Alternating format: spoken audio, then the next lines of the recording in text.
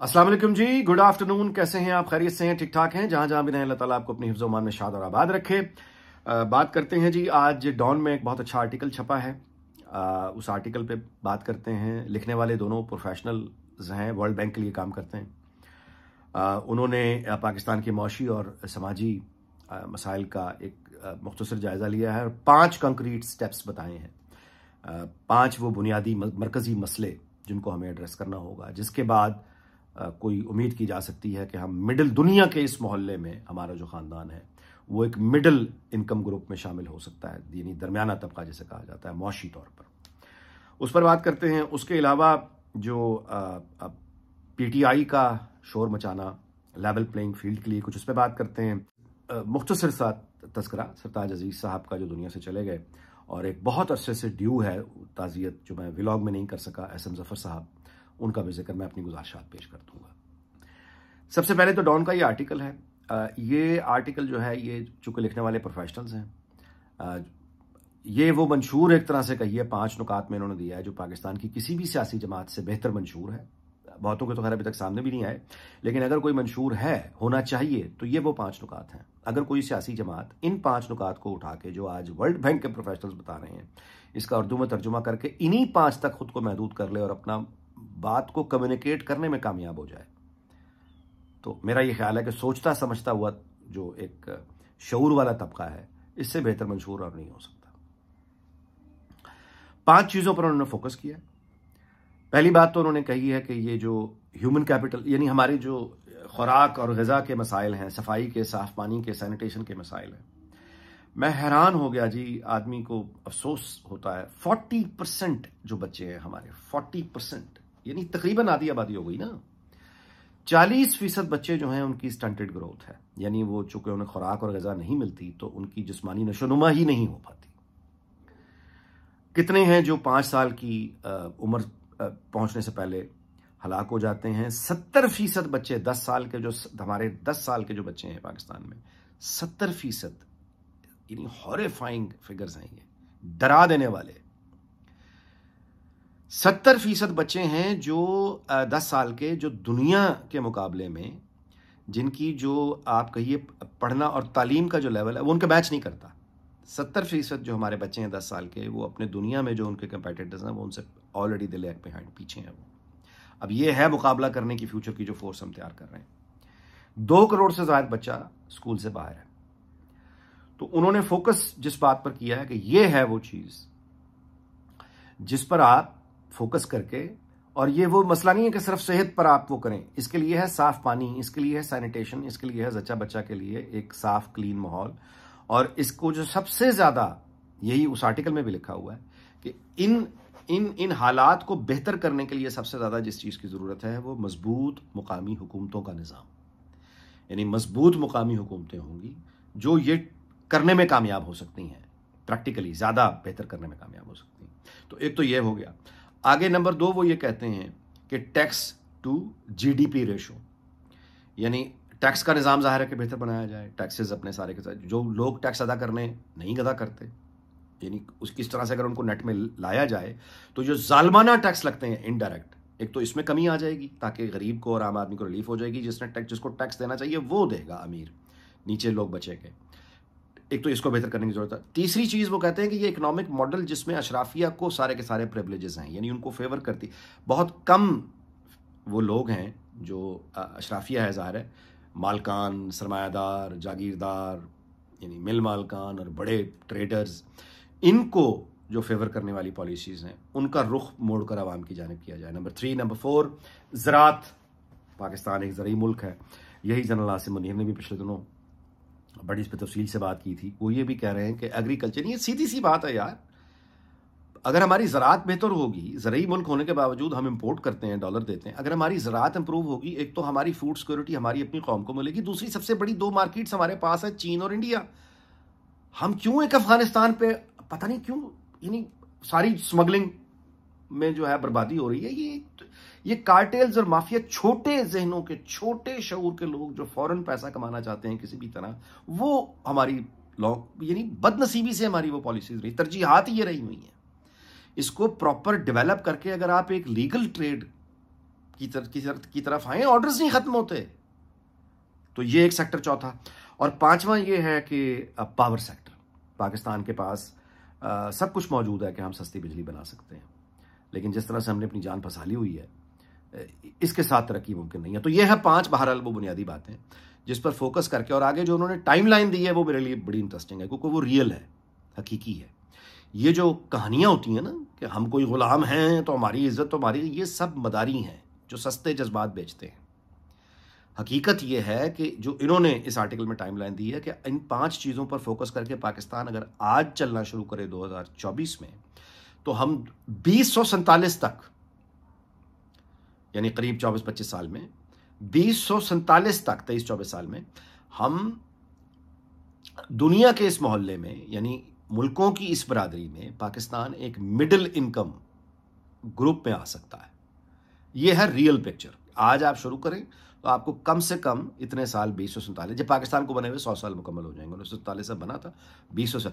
आज अगर कोई, मैं आपसे फिर गुजारिश कर रहा हूं कि बड़ी बातें आपको लग रही होंगी, लेकिन मैं आपसे गुजारिश कर रहा हूं कि पाकिस्तान की तमाम सियासी जमातें, इदारे, ये अगर इस मिनिमम डेवलपमेंट के पॉलिसीज पर इकट्ठे हो जाएं और टारगेट ये 2047 ही रखें, मुमकिन है कि हम इससे 5, 7, 10 साल पहले भी उसको अचीव कर लें, लेकिन प्रोवाइडेड कि कोई हुकूमत आए कोई जाए, जमहूरियत रहे अमरीयत आए, इलेक्शन हो ना हो, ये वो पॉलिसियां मिनिमम होंगी जिसके ऊपर हमें 2047 तक चलना है। अगर हम चलते रहे तो हम किसी ना किसी यानी बेहतरी की उम्मीद कर सकते हैं। बाकी रही ये बात कि हमको गुलाम हैं और ये लेवल प्लेइंग फील्ड, और भाई मेरे बात ये है कि ये जनरल आसिम मुनीर हो, जिनको जाहिर है कि इस वक्त सबसे ज़्यादा ताकत हासिल है। मुझे नहीं पता क्या वजह है, मुमकिन है कि वो मजीद यानी जो एक नफ़रत और जहर फैला हुआ है वो उसमें कोई यानी इजाफा नहीं करना चाहते, या ये कि वो शायद ये नहीं चाहते कि उनका तासुर एक किसी ज़ाती इंतकाम का उभरे, इस वजह से उन्होंने बहुत ज़्यादा छूट दी हुई है। पीटीआई ने जो किया है और जो कर रही है, इनके लोग सपोर्ट ग्रुप जिस तरह से ये क्रिमिनल एक्टिविटीज़ हैं। It is as simple as that. ये पॉलिटिकल एक्टिविटीज़ नहीं है, ये क्रिमिनल एक्टिविटीज़ हैं। ये क्राइम होता है, ये जुर्म होता है झूठी खबर फैलाना, सच्ची खबर को झूठा बना देना, लोगों पे झूठे इल्जाम, ये जो जराइम है, बगावत इन्होंने की हुई है। मुझे तो हैरत है कि इन्हें इस हद तक भी कैसे, यानी कोई और दुनिया की आमरीत होती चीन जैसी या मिडल ईस्ट जैसी, या कुछ जमहूरियत होती अमेरिका या बरतानिया जैसी, तो इस पूरे गिरोह को इन्हीं बैन हो चुके होते ये लोग। ये तो इतनी खुली डुली आज़ादी पाकिस्तान में ही है। और मैं उसके अलावा यानी मुझे समझ से बाहर है किस तरह लेवल प्लेइंग फील्ड का इनका मतलब क्या है। इनका मतलब ये कि 2017-18 में जिस तरह से इनका साथ खुल के दिया गया, आइन कानून की परवाह नहीं की गई, और वो पाकिस्तान जुलाई 2017 में जहां पे डॉलर 107 रुपए का था, उस और बढ़ती हुई मईशत, IMF से हम जान छुड़ा चुके थे, दुनिया भर के मालियाती इदारे हमारे हक में गवाहियां दे रहे थे, उस सफर को रोक के ये तजुर्बा हो गया, बेड़ा हमारा घर को हो गया, फिर हम पीछे आ गए। आप देखिए 1990 से जो हमारा सफर शुरू हुआ था, 1990 की बात कर रहा हूं आपको, जो पॉलिसीज पाकिस्तान ने मुतारिफ करवाई, 91 में इंडिया लेकर आया, 33 साल हो चुके हैं, हम कहां से कहां पहुंच चुके होते हैं। ये आज ये जो मैं आर्टिकल का हवाला जहां से मैंने बात शुरू की है, इसकी नौबत ना आती। 1990 से बार बार रास्ता रोका गया, नतीजा लेकिन आज भी वही है कि वो हम एक, आप सड़क रास्तों पे जा रहे हैं, कोई आदमी आप किसी को देखें, शेव उसकी बड़ी हुई है, फटे हुए कपड़े, अपने बच्चों को दिखा के भीख मांग रहा है, उसके बाद वो ये नारा लगाए कि उसकी बड़ी गैरत है और हम कोई गुलाम है। ये क्या है? ये पूरा शऊर एक फसादी शऊर है जिसे ऑपरेट करने की मुझे नहीं समझ आती कि इतनी आज़ादी भी कैसे मैसर है। ज़ाहिर है कि नरम दिली है जनरल आसिम मुनीर की कि उनको इतनी छूट दी हुई है। आगे चलते हैं जी। मैं आपसे गुजारिश करता हूँ व्लॉग के अख्ताम से पहले कि सरताज अजीज़ साहब, जिन्हें बहुत से लोग जानते हैं कि वो टेक्नोक्रेट थे, बहुत से लोग उन्हें पॉलिटिशियन की हैसियत से जानते हैं। सरताज अजीज़ साहब एक बहुत शफीक और बड़े आपके ये तहम्मुल रखने वाले उस्ताद भी थे। बहुत से दोस्तों ने उनसे सीखा, मुझे भी उनसे सीखने का इत्तेफाक रहा। यहाँ बीकन हाउस यूनिवर्सिटी जब एक कई साल पहले माल रोड के साथ जफर अली रोड पे छोटा सा एक कैंपस होता था, तो वहाँ पे उनसे मेरी बहुत मुलाकातें रहीं, उससे पहले भी बहुत मुलाकातें रहीं। तो बड़ी तफसील और तहम्मुल से वो समझाया करते थे कि मुल्कों के मुख्तलिफ ममालिक के जो दफातर खारजा हैं, जब वो कोई एलामिया जारी करते हैं उसका मतलब क्या होता है, जॉइंट कम्युनिके क्या होता है, मुश्तरका एलामिया क्या होता है, तो सूरत हाल का पस मंज़र को जहन में रख के कैसे पढ़ा जाता है, अल्फाज का मतलब क्या होता है, वगैरह वगैरह। तो उसके साथ जो मैं अल्लाह ताला उनकी मंजिलें आसान करे सरताज अजीज़ साहब के, उसके साथ मैं जिक्र करूँगा एस एम ज़फ़र साहब का। प्रैक्टिकली हमारे हमसाए थे, बिल्कुल थोड़ी दूर रहते थे, और आखिरी उम्र तक मुझे याद है कि मैं जब उनको कभी अयादत के लिए जाता था तो वो 1950 की दहाई की म्यूज़िक पाकिस्तानी लगाए हुए, मेहदी हसन के और मुख्तलिफ गुलकार, और वो एक्सरसाइज किया करते थे, यानी साइकिल, एक वो मशीन एक्सरसाइज की जिसमें बैठ के वो बिल्कुल तैयार होके और यानी अपने उसमें बड़ी स्पिरिट्स के साथ वो गज़लें लगा के और वो फिल्मी पाकिस्तानी गीत उस वक्त के एक्सरसाइज किया करते थे, और बड़े खुशगवार मूड में आखिरी दम तक रहे। ये दोनों बुजुर्ग जिस अहद से ताल्लुक़ रखते थे वो अहद यानी इंडिपेंडेंस से पहले, 1947 से पहले कि आप कहिए कि इन्होंने बरसग़ीर में, हिंदुस्तान में इन्होंने आँख खोली, और ये वो नस्ल थी जिसने पाकिस्तान को अपने आँखों से बनते देखा, फिर उसे यानी तरक्की भी करते देखा, फिर बदनसीबी से टूटते भी देखा, और इनकी जो अटैचमेंट थी पाकिस्तान के साथ वो बाकी लोगों से बड़ी मुख्तलिफ थी। मुख्तलिफ मैं इस अंदाज से कह रहा हूँ कि ये यानी पाकिस्तान को बतौर मुल्क अपने सीने से लगाए रखते थे, और कौम इनके नज़दीक इस तरह से बातें करते थे जैसे कोई अपनी औलाद के बारे में बातें करता है। तो ये सारे की सारी नस्ल जो है अब तो खैर तबर्रुक की तरह हमारे पास रह गई है, जितना भी एहतराम इनका हो सके वो कम है। अल्लाह ताला इनकी मंजिलें आसान करे, और हमारी वो नस्ल है, मैं अपनी नस्ल की बात कर रहा हूँ, कि अगर तो 1990 से वो तरक्की का एक सफ़र जारी रहता तो मुमकिन है हम अपनी ज़िंदगियों में पाकिस्तान को दुनिया के एक इस मोहल्ले में एक मिडिल इनकम ग्रुप की कौम की हैसियत से देख पाते। अनफॉर्चुनेटली वो वक्त अब चला गया है, लेकिन आज भी अगर हम अपने बच्चों के लिए एक इस्तेहकाम की जानिब और तरक्की की जानिब अगर हम रियलाइज़ करके चलते रहे तो अपने बच्चों को कम से कम हम उस खुशी या उस इज्जत से महरूम नहीं कर पाएंगे जो हमें ना मिल सकी। क्योंकि हकीकत यह है कि अब उस मिडिल इनकम ग्रुप में आने के लिए भी जितना वक्त चाहिए शायद हमारी जनरेशन के पास, मेरी जनरेशन के पास नहीं है। बहरहाल इसका मतलब ये नहीं है कि हम अगली नस्लों का ख्याल ना करें। तो इस दुआ के साथ कि अल्लाह ताला हमें अक्ल सलीम अता फरमाए, हम अपने रीजन, अपने हमसायों के साथ तिजारत और एक तरक्की और खुशहाली के रास्ते पर चलने के काबिल हों।